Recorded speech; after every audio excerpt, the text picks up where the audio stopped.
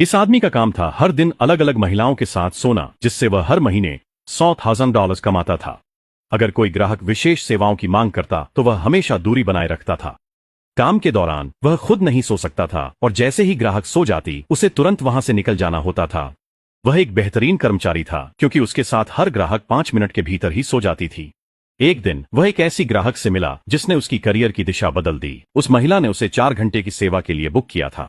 जब वह सो रही थी उसने उससे करवट लेने के लिए कहा और उसे सुलाने की कोशिश की, लेकिन वह जानबूझकर उसके और करीब आ गई। उसने उसे दूर धकेल दिया और उनके बीच एक तकिया रखकर सीमा तय कर दी। अगरबत्ती जलाने के बाद उसने उसकी आंखों पर मास्क लगाया और उसे सुलाने के लिए शांत करने लगा। लेकिन जो उसने कभी नहीं सोचा था वह यह था कि पहली बार वह किसी ग्राहक के घर पर ही सो गया। यह कंपनी के नियमों का उल्लंघन था।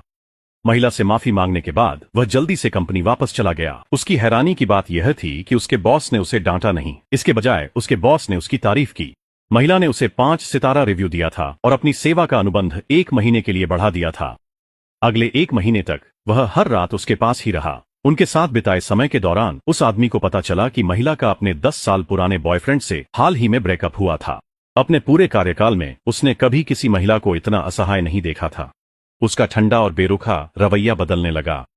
अन्य ग्राहकों की सेवा करते हुए भी वह महिला की स्थिति पर नजर रखता रहा। अनुबंध की आखिरी रात महिला ने उसके लिए खाना बनाया और उसके लिए दावत तैयार की। वह बहुत भावुक हो गया। वे दोनों खाते और बातें करते रहे, लेकिन जल्द ही अनुबंध समाप्त हो गया। उस आदमी ने अपनी नौकरी छोड़ने का फैसला किया और फूलों का गुलदस्ता लेकर उसके घर गया। हालांकि लिफ्ट पूरी तरह भरी हुई थी, इसलिए उसे सीढ़ियों से जाना पड़ा। जब वह उसकी मंजिल पर पहुंचा तो उसने देखा कि महिला ने अपने पूर्व प्रेमी का शादी का प्रस्ताव स्वीकार कर लिया था। तभी उसे एहसास हुआ कि वह तो बस एक मूर्ख ही था।